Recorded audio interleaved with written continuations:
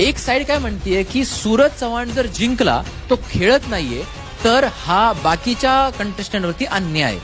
तर मी दुसऱ्या साइडनी हे गोष्ट बोलतो, जर तुम्हाला सूरजला जिंकलेला नाही बघायचं आणि तुम्ही म्हणता त्यांनी काही नाही केलं तर तो जिंकतोय, तर मी हे म्हणतो की जर अरबाज सगळे टास्क खेळून जर तो घराच्या बाहेर जातोय वोट्सनुसार आणि तिथे वर्षाताई वाचतायत ज्या वर्षाताई खेळल्या पण नव्हत्या, तर मग हे अरबाजसाठी अनफेअर नाही. कारण मग तुम्ही अरबाजसाठी आवाज उठवला होता का? त्याच्यामुळे मी हे म्हणतो की जर सूरज जिंकत असेल वोटनुसार तर मग तो जिंकला पाहिजे. किती लोक मला ऍग्री करतात ती गोष्ट मला नक्की सांगा.